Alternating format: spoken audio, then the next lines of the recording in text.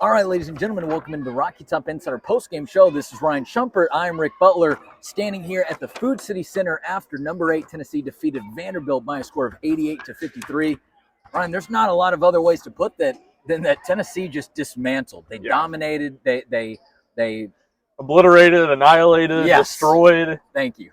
Any way you want to describe it. Yeah, no, it was all very quick too. You know, I think Dalton Connect and Tyron Lawrence traded threes on the first minute, 90 seconds of the game, and then from there it was all Tennessee. Yeah, it was 13-3, just about a minute or two later. I think Tennessee made 10 of its first 12 shots.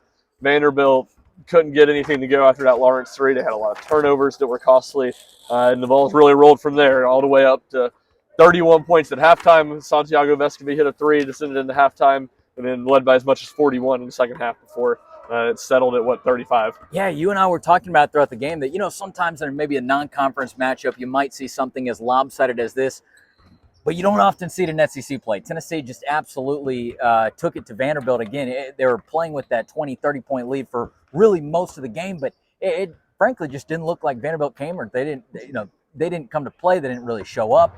Just a dominant game for Tennessee. Yeah, it really was, and it goes both ways. I think Tennessee's offense was really clicking on all cylinders. They were moving the ball really well.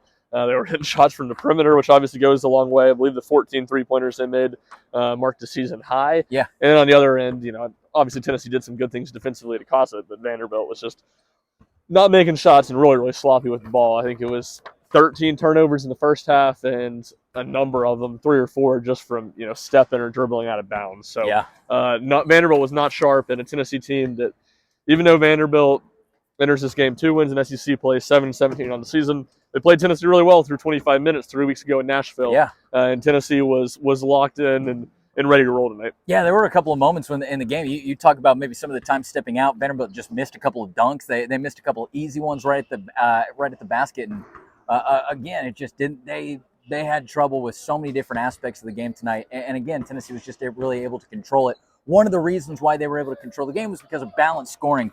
I think I can look down the list. All 5 of Tennessee's starters in double digits.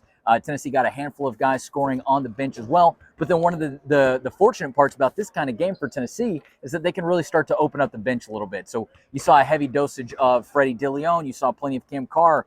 You saw some, who am I missing? Cade Phillips sometimes with JP Estrella out right now with injury. So certainly Tennessee gets some freshmen some runs, and that could pay dividends in the long run. Yeah, certainly, especially coming off a week where you kind of were wondering a little bit about, just how many minutes Kai Ziegler, how many minutes Dalton Connect were having to play. And, both those guys, I think, played 54 minutes this week, and then, 48, 50 for Jonas Adu and Josiah Jordan-James. So 2 lopsided wins. I think Tennessee wins by a combined 64 points in the 2 games this week.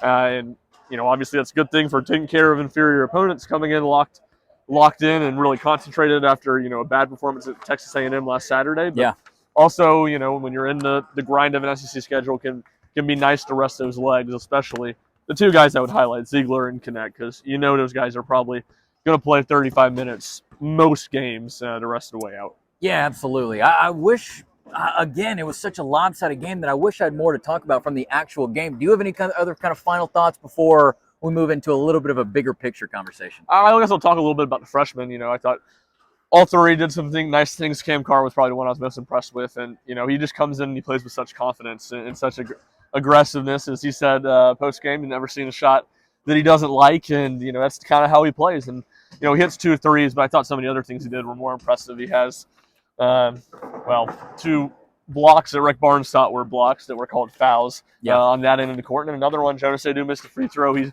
gets a steal and then dishes it back to Adu for a dunk. So he was just active, and when he's in the game, even when he's in the game in meaningful moments, it feels like he's always around the action. It's not always him doing something that's great.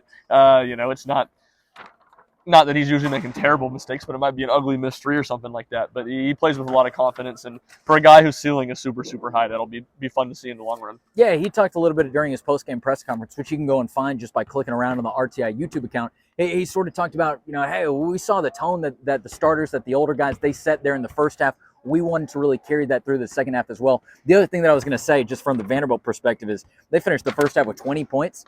I believe they only had about 14 points. They hit 2 threes in the last 2 minutes. Right, with about 19 minutes through the first half. They were sitting at 14. They hit those 2 threes in the final 60 seconds. So that sort of told you just sort of the way that this thing was going to go. But you look at a bigger picture. I don't have these exact standings in front of me. We did tweet them out on the Rocky Top Insider Twitter account. But this game gives Tennessee the sole possession currently of second place in the SEC standings. They are only behind Alabama right now as Kentucky went into Auburn, took a big win over the Tigers. And the Auburn Tigers dropped down a few spots in the rankings. So just from a big picture perspective, Tennessee started the day at number 3 in the SEC. They move up to number 2 in the SEC because Auburn couldn't get it done against the Cats. Yeah, and South Carolina too. That was right. the other one. South Carolina loses to LSU at home. Bad week for them. Tennessee might have even started the day at 4. I think they did start the day at 4. Yeah, I think they were half a game back of Auburn, South Carolina, and a full game back of Alabama. So, South Carolina felt more inevitable. It just didn't feel like they were as good as those other teams, and they also have some tough games the rest of the way. But, the Auburn one I feel like is a huge loss because you look at Auburn's schedule. Obviously, they come here in a few weeks, and, that'll be a good game, and you probably pick Tennessee to win at this point. But besides that, they have not a whole lot of other games you think they're going to lose on that schedule. For them to drop that one was big, and obviously Tennessee, Auburn, Alabama are 2 biggest competitions. They have games left with both of them. So, I guess the way that would work out, they at least control their own destiny for earning a share of the conference title. And certainly they need to take care of business next week, go to Missouri, who's winless in conference play, and then try to get a little revenge on A&M. And then it'll lead into that 4-game kind of gauntlet in the final 2 weeks of the regular season that will be really, really entertaining, and it'll decide who wins the conference championship. Yeah, you hit the nail on the head. There's only a couple more up until that final stretch comes. That will be exciting. As always, we'll be covering it for the whole thing. I don't know if I guess the crowd is cleared out here behind us, but we walked out onto the court just a couple of minutes ago, just about 68 minutes after the official game had ended. Dawn Connect was still in full uniform, signing autographs for kids. Big crowd. Some of the players are out here on the court right now getting back up some shots, which the only other time we saw that was in a loss against South Carolina. So you can definitely tell that I think when you look at the mentality and the makeup of this team, they want to get better. They know they need to get better, even after a blowout win over an in-state rival today. You got guys back out here on the court.